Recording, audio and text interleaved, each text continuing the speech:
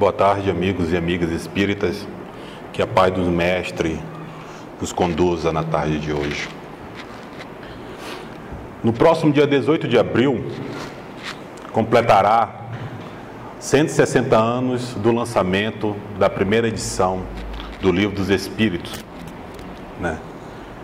Na tarde de hoje, para comemorar esse aniversário de lançamento, a proposta da palestra, de forma até pretensiosa da nossa parte, é fazer uma apresentação do livro.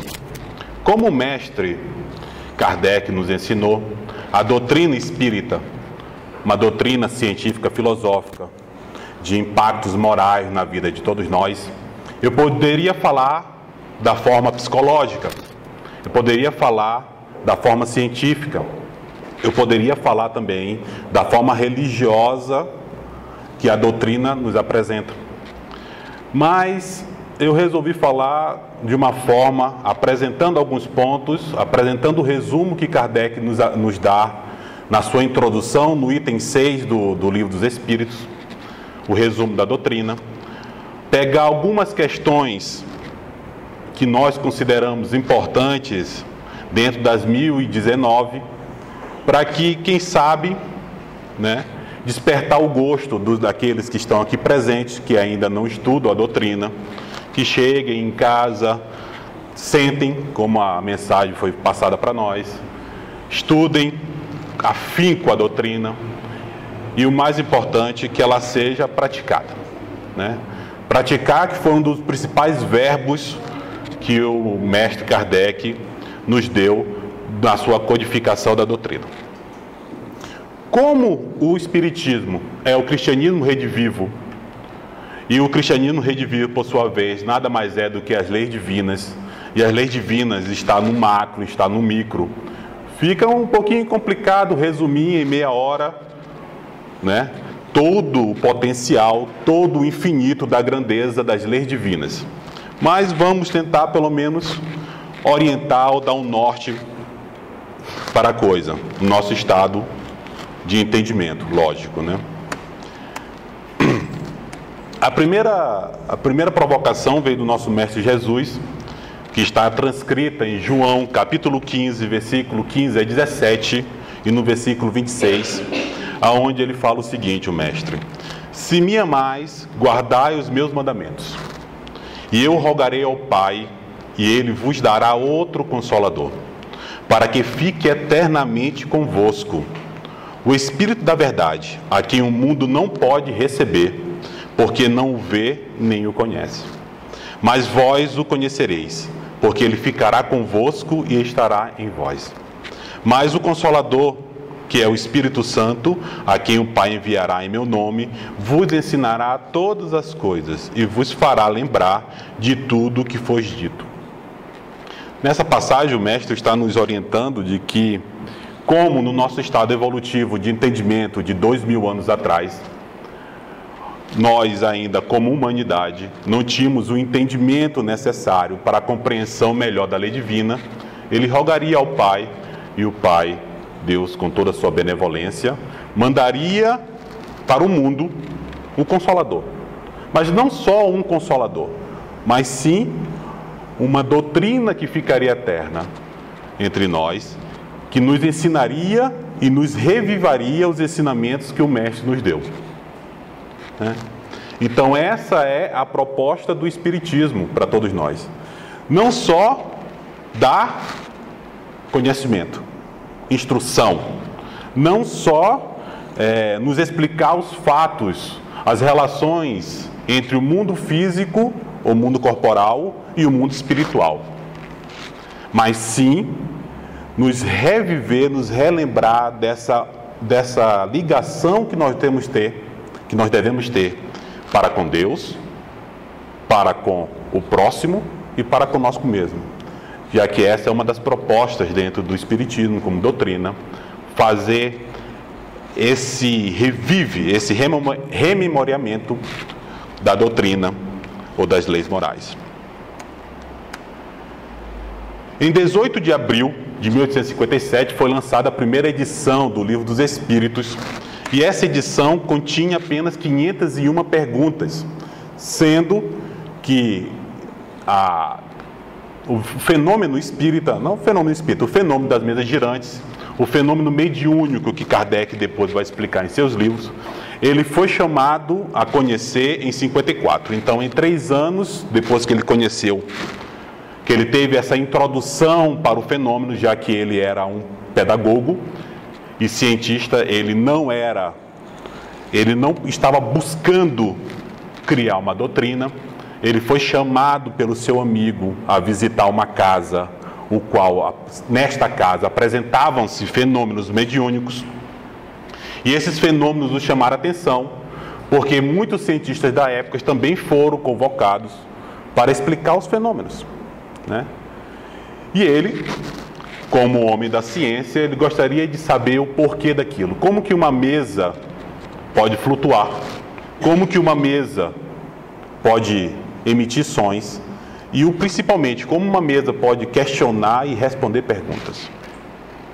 Em 3 anos de estudo, ele lança a primeira edição do Livro dos Espíritos com 501 perguntas e respostas, onde ela está dividida em uma introdução, os prolegômenos, o livro primeiro, que é chamado na época de Doutrina Espírita, o livro segundo, que são as Leis Morais, e o livro terceiro, que são as Esperanças e as Consolações. Em 1860, ele lança a segunda edição, 3 anos após a primeira, já modificada, já ampliada com os estudos que ele vinha fazendo através da Revista Espírita, né? Revista Espírita, que também é uma das obras que nós, como espíritos, deveríamos estudar. São 12 volumes, de 58 a 69. E já nessa segunda edição, passa de 501 questões para 1019 questões, ou 1018, dependendo da tradução que vocês tenham em casa, em mãos.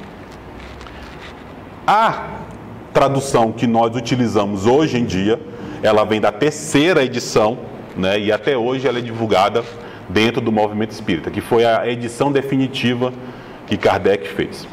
Ok? Um resumo da doutrina espírita, introdução do Livro dos Espíritos, item 6, feita pelo próprio Allan Kardec.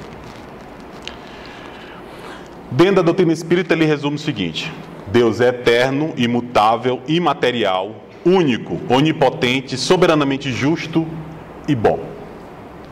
É interessante que quando ele começa o Livro dos Espíritos, vamos ver lá para frente, a primeira questão que ele toma, que ele faz aos espíritos é: que é Deus?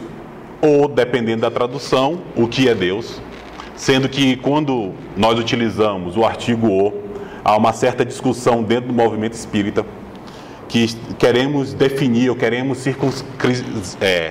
tornar Deus menor, mas na verdade vem do francês, porque no francês o que esquecer de significa, é uma expressão idiomática que você pode utilizar para quando você faz uma pergunta que você não sabe, então você usa essa expressão idiomática para tudo, ou quando você necessita de um conceito, de uma explicação, de uma ideia que seja trazida à luz. Então, a primeira questão que nós utilizamos, que nós estudamos no Livro dos Espíritos é: que é Deus? Lá, os Espíritos respondem que Deus é a inteligência suprema e causa primária de todas as coisas. E no resumo, Kardec nos traz que Deus é eterno, porque só Deus é eterno. Deus, ele é incriado, ele é o Criador. Nós, como espíritos, somos imortais. Imutável, assim como suas leis são imutáveis. Imaterial, nós vamos ver por que ele é imaterial também mais lá na frente. Único, porque se ele não fosse único, ele não seria Deus. Ele teria um concorrente. E sendo um concorrente, ele não poderia ser inteligência suprema ou causa primária de tudo. Onipotente, porque ele está em tudo, está em todos, soberanamente justo e bom. Ou seja, ninguém consegue ser, né, vamos dizer assim, ser mais do que o próprio Criador. Nós podemos alcançá-lo de forma relativa no decorrer da nossa evolução espiritual, que vamos ver mais para frente também. Outro resumo, outro tópico que Kardec traz no item é: Deus criou o universo que abrange todos os seres animados e inanimados, materiais e imateriais. Os seres materiais constituem o mundo visível, ou corpóreo, e os seres imateriais, o mundo invisível e espírita, isso é, dos espíritos. Sendo que o termo material aqui, ele está recorrendo a essa matéria grosseira, que é a nossa matéria, né? A nossa matéria ponderada. E não no sentido de que o mundo espiritual ele não seja material. O mundo espiritual ele é material, só que uma matéria mais etérea, uma matéria que para nós ela é mais volátil, mas como os próprios espíritos superiores falam, né, ela ainda é matéria para eles, né? O mundo espírita é o mundo normal, é da onde todos nós viemos e para onde todos nós iremos. Ele é o primitivo, ou seja, é da onde nós nos originamos. Ele é eterno, porque é eterno, foi criado por Deus, né? Ele não se destrói, ele não acaba, ele não tem uma morte. Ele é pré-existente e sobrevive a tudo. E o mundo corporal é o secundário. Poderia deixar de existir ou não ter mais, ou jamais ter existido, sem que por isso se alterasse a essência do mundo espírita.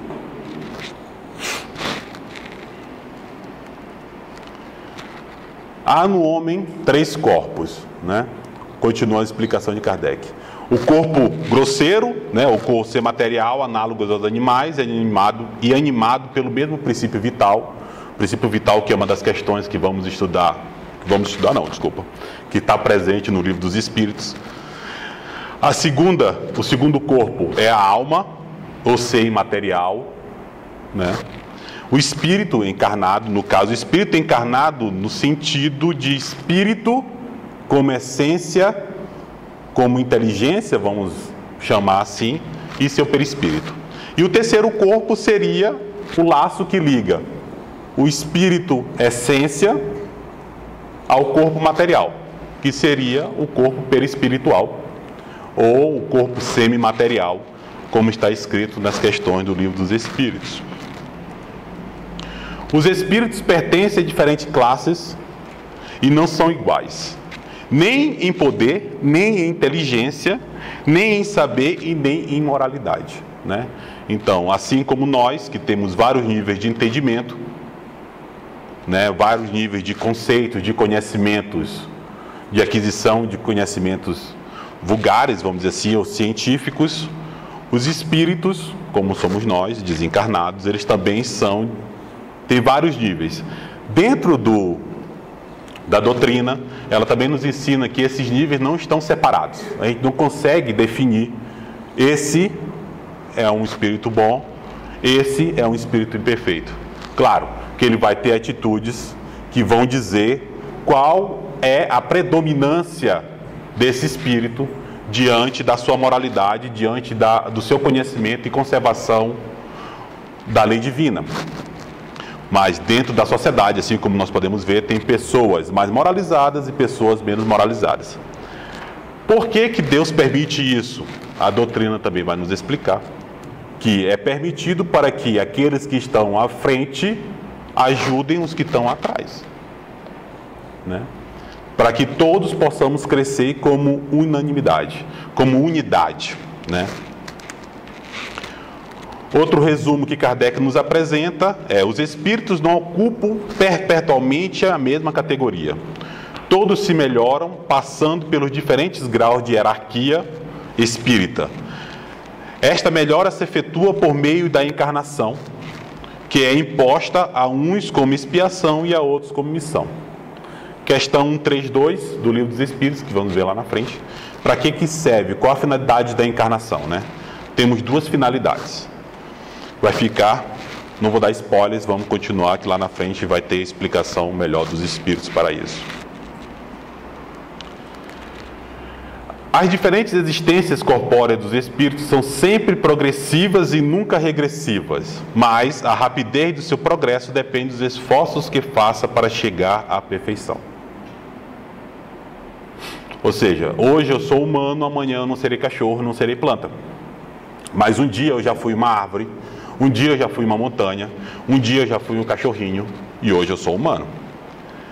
A minha evolução dentro do níveis espíritos, né, dos espíritos, ela, como a própria fala diz, né, ela é uma evolução, ela sempre é crescente. Eu posso parar de certa forma, porque a benevolência divina não deixa que o ser humano, mesmo fazendo atitudes ruins, não tenha tido uma atitude boa e por isso ele fica estacionário. Ele não para, ele não é um sinal, não é um carro que eu desligo o motor e ele simplesmente para. Claro que isso vai depender dos meus esforços. Eu posso dar um passo de 1 metro, ou eu posso dar um passo de 1 centímetro. Isso vai depender de cada um e do nível de entendimento de cada um perante a sua evolução e perante as leis divinas e como ele quer se religar ou reaver essa relação com Deus e com os irmãos de humanidade, os irmãos cósmicos, né, do universo. Os espíritos encarnados habitam os diferentes globos do universo.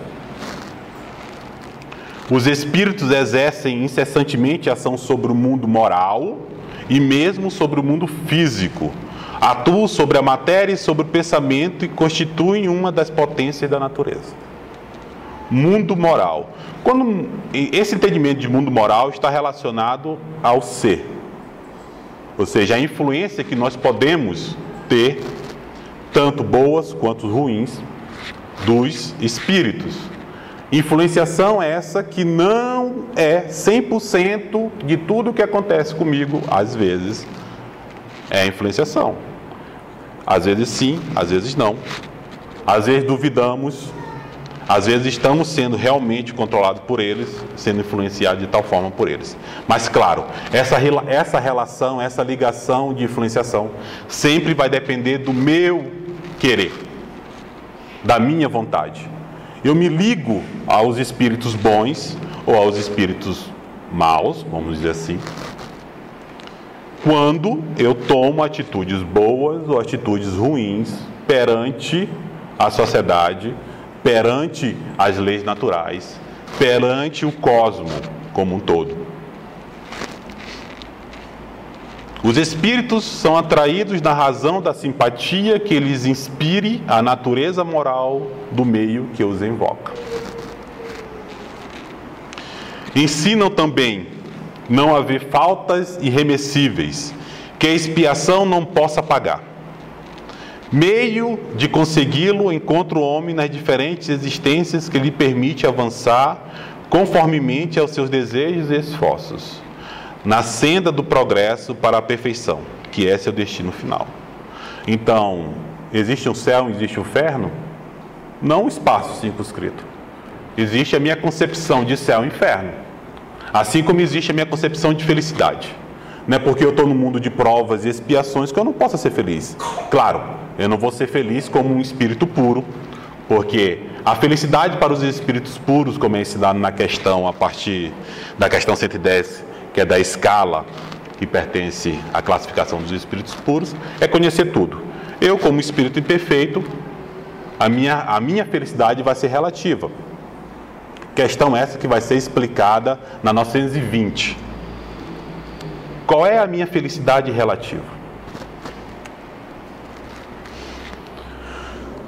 Um roteiro seguro para a evolução do ser. Algumas questões importantes do Livro dos Espíritos. Isso aí é uma pretensão minha, né? Já que foi requerido para a palestra, então eu fui pincelando algumas questões. 1019 questões, fica complicado de você escolher a mais importante. O que é mais importante para mim, eu que sou professor da área técnica, eu tento pegar as questões que são mais relacionadas à razão, que está explicando a relação de alguma coisa. Alguém que é mais sentimental vai achar que as questões mais importantes são aquelas questões que falam mais dos sentimentos, das leis morais. Alguma pessoa que é mais filosófica vai achar que são outras questões. Não importa exatamente quais questões nós achamos mais importantes. ou deixamos de achar. Até porque o nosso achismo não vai modificar a doutrina e não vai modificar a lei divina. O que importa é o que fazemos com ela. Ótimo, eu entendo a doutrina de forma racional. O que eu faço com essa doutrina racional? Eu estou me melhorando? Eu estou me melhorando o meio em que eu vivo? Ou eu sou uma pessoa boa, entre aspas, quando eu adentro aquela porta de vidro e estou dentro do centro espírita? O espiritismo, para mim, é uma doutrina que vai me guiar a minha vida corporal. E como espírita, eu acredito na imortalidade da alma e na reencarnação nas minhas próximas encarnações? Ou eu uso o espiritismo como um culto, como uma máscara social, já que as outras doutrinas não explicam aquilo que eu quero? Eu uso o espiritismo que, de certa forma, consegue ter uma relação mais íntima comigo, de forma racional, porque eu preciso estar inserida no meio. São questões que nós devemos refletir quando nós estamos em casa ou quando estamos estudando a doutrina, né? Em 1857, o primeiro livro era chamado de Doutrina Espírita, né? Na segunda edição, Kardec começa a classificá-la como livro primeiro, Causas Primárias. Nessa parte do livro, ele vai explicar, ele vai questionar os espíritos, e os bons espíritos vão explicar a relação de Deus, infinitos, o poder divino, vai explicar o panteísmo, vai explicar as vidas que nós temos nos globos, vai explicar o que é matéria, o que não é matéria, que tipo de matéria nós temos, né? Esse primeiro livro, mais tarde, em 68, vai ser desdobrado no que nós chamamos de a Gênese. Primeira pergunta que está no Livro dos Espíritos, não poderia deixar de ser, né? Porque, como é a primeira pergunta, Kardec e os bons espíritos alencaram ela como sendo a mais importante de dentro da doutrina. Que é Deus? Deus é a inteligência suprema e causa primária de todas as coisas. É interessante chamar a atenção que ele começa esse questionamento, ou começa a publicação do livro com essa questão. Deus, né? Por que será que ele começou com isso, né? Porque nós, como criaturas, nós precisamos ter um foco, né?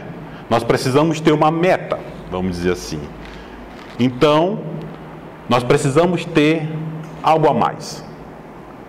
E o que seria um algo a mais para todos nós se não fosse Deus?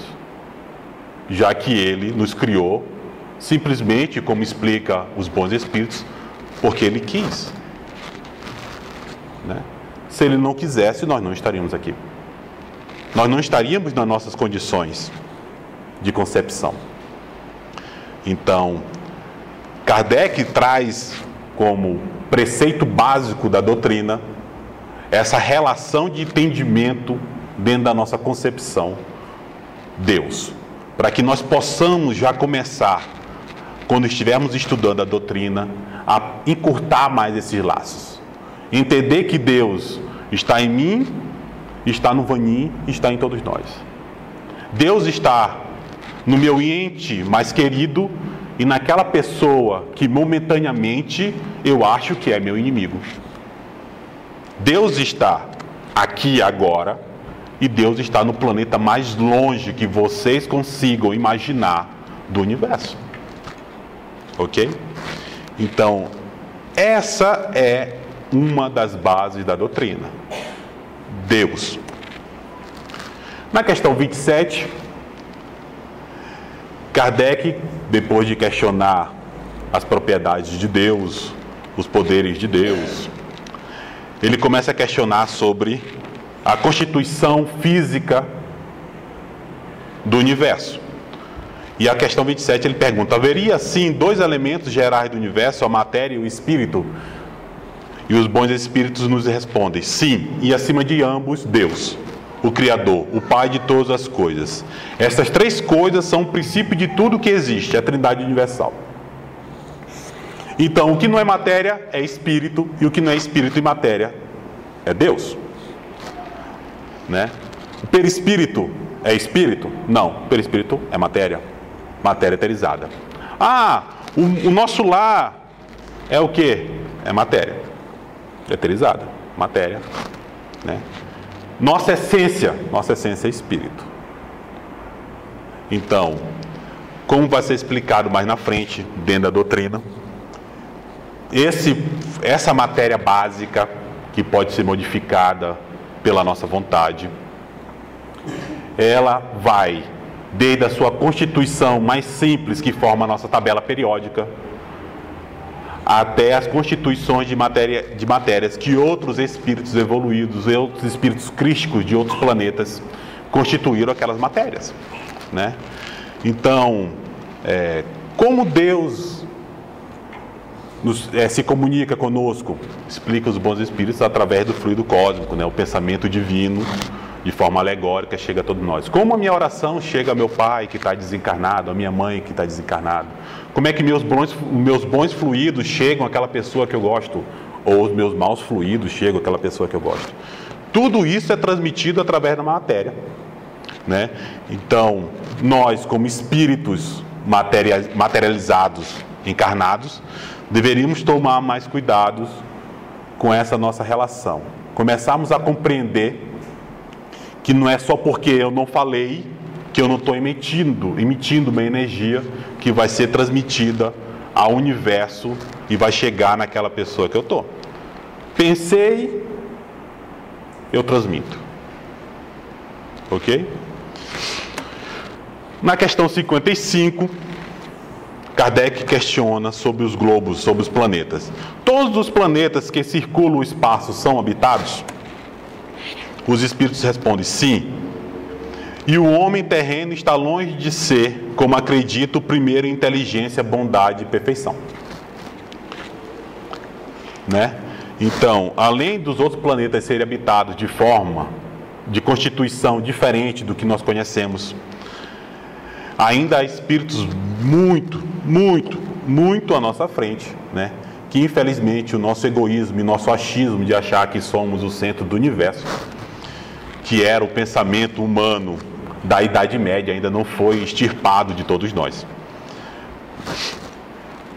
Mas o importante dessas questões que Kardec faz, principalmente dessa 55, não é aquela de tentar mostrar a nossa pequenez, mas sim nós deveríamos encontrar que hoje nós somos ainda uma coisa que não...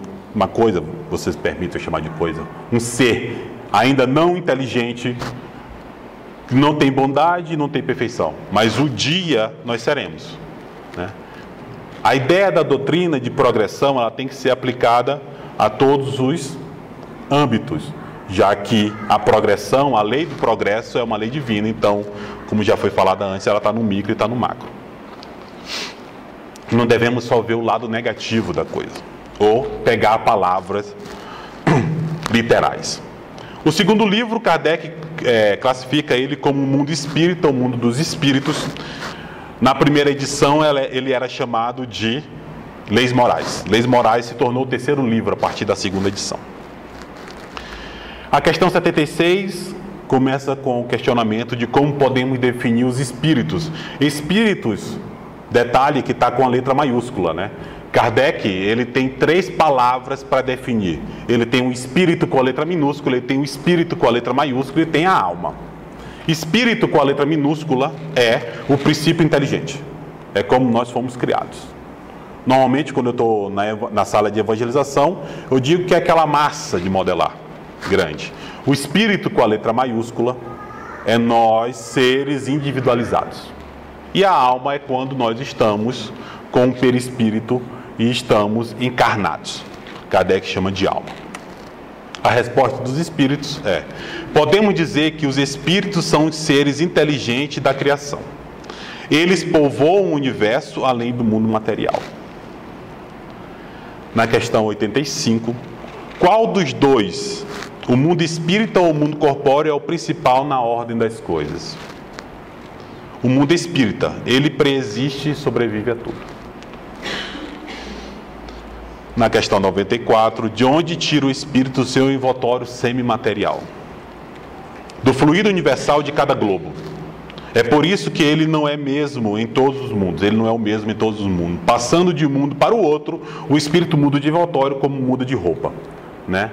Então, esse envoltório depende da constituição que o espírito, no caso, o nosso, o Cristo, quando plasmou o mundo, ele resolveu criar aquela tabela periódica que nós estudamos na escola. Então, o nosso perispírito, ele depende daquela constituição material fluídica que é composta o globo, né? Então, para nós, ele é daquele jeito. Já em Marte, a composição é outra, então o perispírito daqueles seres é outro. É o mesmo questionamento que algumas pessoas fazem. E por que a gente não consegue ver vida em outros planetas? Porque se a constituição de outro planeta é diferente da nossa, e a nossa ciência ela é baseada na nossa tabela periódica, não tem como a ciência criar uma máquina para reconhecer elementos que elas não conhecem. Então, no máximo que nós poderemos fazer é encontrar vida, falando agora de forma acadêmica, que nós conhecemos. Nós só vamos encontrar espalhados pelo universo os elementos que nós conhecemos. Os elementos ou seres constituídos de outras fontes, nós não poderemos reconhecer ainda, né? Ainda. Questão 101 a 107 e a 112, aqui ele já entra na classificação da escala espírita, né? Aonde a 101 se refere aos espíritos imperfeitos, que ele dá uma característica dos espíritos imperfeitos. Como reconhecer um espírito imperfeito? Predominância da matéria sobre o espírito, propensão ao mal, ignorância, orgulho, egoísmo e todas as mais paixões que eles seguem. Têm a intuição de Deus, mas não o compreendem. A 107 fala dos bons espíritos. Predomínio do espírito sobre a matéria, desejo do bem, suas qualidades e seu poder de fazer o bem estão na razão do grau que atingiram. Uns possuem a ciência, outros a sabedoria e a bondade. Os mais adiantados juntam ao seu saber as qualidades morais. Não estando ainda completamente desmaterializados, ou seja, purificados no sentido de imperfeições, conservam mais ou menos, segundo a sua ordem, os traços da existência corpórea. Sejam na linguagem, nos seus hábitos, nos quais se encontram até mesmo algumas de suas manias. E por fim, espíritos puros, né? Nenhuma influência da matéria, superioridade intelectual e moral absoluta. Absoluta em relação aos seres, aos outros espíritos, né? Como fala aqui, em relação aos espíritos das outras ordens, né? Não absoluta no sentido de se igualar à moral e à intelectualidade de Deus, né? Na 115 eles perguntam se nós fomos criados, né? Se existem espíritos que foram criados bons ou maus, né? Se Deus por acaso gostasse, como fala Einstein, né? Deus não gosta de jogar dados com o universo, né? Se por acaso ele gostasse, né, de jogar dados, eu vou criar uns bons, outros maus, para ver o que acontece. Vou jogar todo mundo por aí e ver o que acontece. Aos bons espíritos respondem: Deus criou todos os espíritos simples e ignorantes. Simples na forma, ignorantes no fundo. Ou seja, sem conhecimento. Deu a cada um deles uma missão, com o fim de os esclarecer e progressivamente conduzir à perfeição. Perfeição relativa. Pelos conhecimentos da verdade para os aproximar dele. A felicidade eterna e sem perturbações, eles a encontrarão nessa perfeição. Os espíritos adquirem o conhecimento passando pelas provas que Deus lhe impõe. Uns aceitam essas provas com submissão e chegam mais prontamente ao seu destino. Outros não conseguem sofrê-las sem lamentação. E assim permanecem por sua culpa, distanciados da perfeição e da felicidade prometida. Então, existem os maus? Existem os maus, né? Tanto é que no decorrer dessas questões, o Kardec vai perguntar se necessariamente todos os espíritos têm que passar pela fileira do mal. Ele fala que não, que pela fileira da ignorância.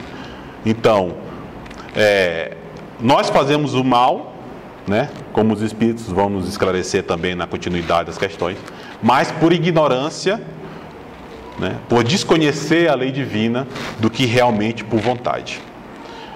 Os espíritos podem degenerar, né? Eles podem voltar a ser animal, a ser planta, a ser um mineral? Não. À medida que avançam, compreendem o que os afasta da perfeição. Quando os espíritos concluem uma prova, adquirem o conhecimento e não mais os perdem. Podem permanecer estacionário, mas não retrogradará. Ou seja, eu não voltarei a ser simples e ignorante, apesar de ainda ser ignorante, né? Mas a minha ignorância já foi suplantada, a nossa ignorância já foi suplantada por algumas coisas. Então nós não seremos aquela massa, né, como nós fomos um dia, em algum momento da nossa criação. Qual é a finalidade da encarnação dos espíritos? Que para mim é a questão mais importante, para mim, é a questão mais importante do livro dos Espíritos. Ele fala: Deus a impõe com o fim de levá-los à perfeição. Perfeição é essa que é a fatalidade de todos os espíritos, né? Podemos ser perfeitos hoje ou daqui a milênios, né? Para uns é expiação, para outros uma missão. Mas para chegar a essa perfeição, eles devem sofrer todas as vicissitudes da existência corporal. Nisto é que está a expiação. Mas o mais importante de tudo isso, que é uma prova ou missão que nós devemos passar para aprender, para evoluir, seria essa segunda opção que os espíritos nos dão. A encarnação tem outra finalidade, que é de pôr o espírito em condições de enfrentar a sua parte, ou de tomar a sua parte na obra da criação. Nós podemos ser co-criadores? Claro, né? Cada um vai ser co-criador no seu nível de entendimento. Nós somos co-criadores a partir do momento que nós temos uma família, ou não temos uma família, né? Quando nós pegamos a nossa profissão, estamos no meio do trabalho, nós somos co-criadores. Quando nós fazemos uma bela música, uma bela pintura, ou seja lá o que for, nós temos 365 dias de oportunidade que a benevolência divina nos dá por ano, para que nós tomemos parte na nossa cocriação. Nós nos tornamos co-criadores a partir do momento que vamos e nos reconciliamos com os nossos desafetos, ou que nós compreendemos um pouco mais do nosso trilhar na evolução humana. Quando nós suplantamos os nossos vícios, nós nos tornamos co-criadores. Então, por isso essa questão para mim é mais importante, porque ela chama a atenção que no nível que nós estivermos, nós poderemos estar ajudando Deus na sua criação universal, né? Deixando o corpo, a alma tem imediata consciência de si mesma? Consciência imediata não é o termo. Ela fica perturbada por algum tempo. Essa parte do Livro dos Espíritos vai falar sobre o pós-morte, né? Vai falar que nós temos uma perturbação. Todos os espíritos passam por uma perturbação, mais ou menos curto, dependendo do tempo. E esse tempo, ele se prolonga ou não, dependendo do nosso nível moral de entendimento da vida. Na questão 255, quando o espírito diz que sofre, de que natureza é o seu sofrimento? Essa parte do livro ele tá falando sobre o sofrer carnal, o sofrer material, a dor, as visões, as audições, né? O tato. Ele vai falar sobre os sentidos que o corpo humano tem e as relações que esses sentidos são levados para o mundo espiritual.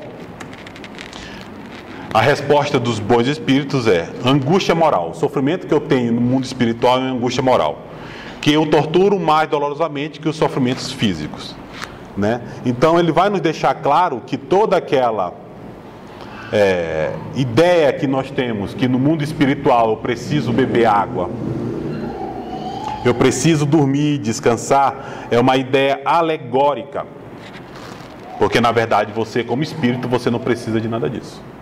Você não vai ter estômago, então você não vai ter fome. Você não vai ter olhos, então você não vai enxergar de forma circunscrita. Você enxerga pelo espírito, você ouve pelo espírito, né? Você emana as suas boas vibrações ou más vibrações pelo espírito todo. Essa parte é importante para quem gosta dessas explicações das relações do mundo espiritual. Na 258, no estado errante, que é no estado que estamos desencarnados. Antes de nova, quando estamos na erraticidade, antes de nova existência corpórea, o espírito tem consciência e previsão do que lhe vai acontecer durante a vida, ele mesmo escolhe o gênero da prova que deseja sofrer. Nisso consiste o seu livre-arbítrio. Nós estamos passando por alguma dificuldade porque nós escolhemos passar por essa dificuldade. Agora, como vamos passar por essa dificuldade, os mínimos detalhes, né, já não vai ser todo o espírito que tem como é que eu vou dizer assim, a evolução moral para escolher, né? Alguns espíritos vão poder escolher apenas o gênero de prova e não a prova em si, né? Eu preciso passar por uma dor de uma perda muito grande, esse é meu gênero de prova, né? Agora, como isso vai se passar, isso vai depender da evolução de cada espírito. Em que momento a alma se une ao corpo? É uma outra questão interessante que dentro do movimento há uma discussão. Ela começa na concepção, mas não se completa senão no momento do nascimento. Desde o momento da concepção, o espírito designado para tomar determinado corpo, aí ele se liga por um laço fluídico, que se vai encurtando cada vez mais, até o instante que a criança vem à luz. Então, para aqueles que defendem o aborto, já que o aborto, para a visão materialista da medicina, de que enquanto não é criado a célula neurológica, né, ele ainda não é ser. Na verdade, nós somos seres desde o momento da concepção. Tanto é que nessa parte do Livro dos Espíritos ele vai explicar que a concepção genética, né, de como vamos ser louros, baixos, morenos, olhos verdes, azuis, baixo, alto, gordo, magro. Isso, dependendo do nível evolutivo de cada espírito, você já escolhe isso antes de acontecer a concepção entre o pai e a mãe daquela criança que vai vir. Durante o sono, a alma repousa como o corpo, né? Não, o espírito jamais fica inativo durante o sono. Os liames que unem o corpo se afrouxam o corpo, não necessita do espírito, né? O corpo não necessita do espírito. Então ele percorre o espaço e entra em relação mais direta com outros espíritos. Então nós não precisamos descansar como espírito, e quando nós estamos emancipados do corpo durante o sono, nós estamos ligados novamente aos seres queridos ou não, dependendo da nossa faixa vibratória. A 459, calma que estamos quase na metade do livro. Os espíritos influem sobre o nosso pensamento e nossas ações? Nesse sentido, a influência é maior do que supondes, porque muitos frequentemente são eles que vos dirigem. Então, há relação. Algumas relações são extremamente dominadoras, vamos dizer assim? Sim. Mas por quê? Porque nós deixamos ser. A partir do momento que, se eu não quiser, se eu me desligar daquela influência má e me religar a uma influência boa, eu não vou ser, como um bom espírito, ele não vai interferir no meu livre-arbítrio, eu não vou ser dominado. Eu não vou fazer o que o outro espírito quer. O terceiro livro, que são das leis morais, esse é mais curto, só trouxe algumas questões. A primeira é a 614, que se deve entender por lei natural, né? Já que ele começa a questionar a lei natural. A natural, né, a lei, é a lei de Deus. É a única necessária à felicidade do homem. Então não existe mais nada de compreender um homem quando ele quiser ser feliz, se não está alinhado com a lei natural, a lei divina. Ela lhe indica o que deve fazer ou não fazer. E ele só se torna infeliz porque dela se afasta. Qual o tipo mais perfeito que Deus ofereceu ao homem para ele servir de guia e modelo? E os bons espíritos respondem que Jesus, né? Nessa continuação aqui do Livro dos Espíritos, ele vai falar também sobre a importância, né, do Evangelho, que nós não podemos também declarar desconhecimento da lei divina, né, porque ela está presente em todos nós, e vai decorrer sobre outros fatores, além das leis morais, né, das 10 leis morais que estão divididas dentro dessa parte do livro, né. 919 também, que para mim seria a segunda mais importante, depois da 132. Qual o meio prático mais eficaz que tem o homem de se melhorar nesta vida e resistir à atração do mal? Um sábio da antiguidade disse: conhece a ti mesmo. E a 919A, Kardec pergunta se existe uma maneira, né, uma técnica para eu me melhorar, né? Conhecendo toda a sabedoria dessa máxima, porém, a dificuldade está precisamente em cada um conhecer-se a si mesmo. Qual o meio de consegui-lo? Santo Agostinho, né? O Agostinho, ele responde: fazei o que eu fazia quando vivi na terra. Ao fim do dia, interrogava a minha consciência, passava a revista ao que fizera e perguntava a mim mesmo se não faltara algum dever, se ninguém tivera motivo para mim de se queixar. Foi assim que cheguei a me conhecer e ver em mim o que precisava ser reformado. Livro 4 das Esperanças e Consolações. A felicidade terrena é relativa à posição de cada um. Posição de entendimento, né? O que é suficiente para a felicidade de um faz a desgraça de outro. Há, entretanto, uma medida comum de felicidade para todos os homens? Para a vida material, a posse do necessário. Para a vida moral, a consciência pura e fé no futuro. A terceira questão mais importante para mim no Livro dos Espíritos. A 961. No momento da morte, qual o sentimento que domina a maioria dos homens? A dúvida, o medo ou a esperança? A dúvida para os céticos endurecidos, o medo para os culpados, a esperança para os homens de bem. A 1004. O que determina a duração do sofrimento do homem culpado, né? O tempo necessário ao seu melhoramento. O estado de sofrimento e de felicidade sendo proporcional ao grau de pureza de espírito. A duração e a natureza dos seus sofrimentos dependem do tempo que ele precisa para se melhorar. À medida que ele progride e que os seus sentimentos se depuram, seus sofrimentos diminuem e se modificam. E a questão a última, né?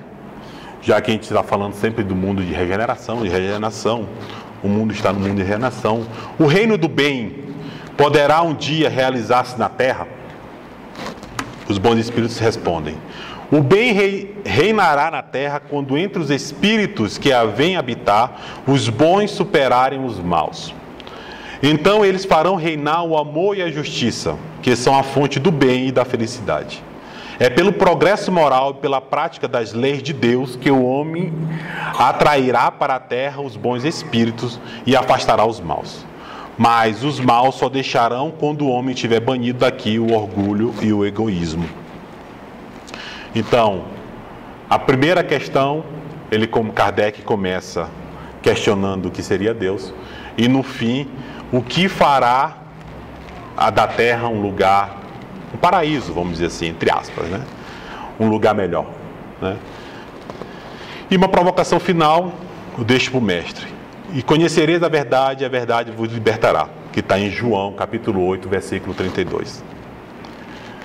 Para mim, o Espiritismo, já que, como eu falei no começo da palestra, é mais racional, então ele me chama a parte mais racional, a parte das explicações. Mas o mais importante, o que o Espiritismo fez para mim, como doutrina, já que eu não nasci espírita, né? Na verdade, eu era ateu, foi o deixar de terceirizar, né? Já que agora estamos em voga a lei da terceirização, né? Deixar de terceirizar. Eu não posso pôr a culpa em Deus por estar no momento ruim. A culpa não é do meu irmão. A culpa não é do meu vizinho. A culpa não é do meu pai. A culpa não é da minha mãe. A culpa é minha. A doutrina ela fez isso, ela me iluminou de forma de que, se eu estou no momento ruim, é porque eu escolhi e estou em momentos ruins. Mas isso não quer dizer que eu vou viver eternamente, né? Esse eternamente, entre aspas, nesse momento. Que esse inferno vai durar para sempre. Não. né? Basta eu me realinhar com a lei divina que eu vou melhorar cada vez mais. É como fala o mestre aqui: conhecereis a verdade, né? A verdade para cada um é uma verdade relativa. O que é verdade para mim pode não ser verdade para os senhores e vice-versa, né? A única verdade, a verdade absoluta, é a verdade que emana do ser, entre aspas, absoluto. Deus, né?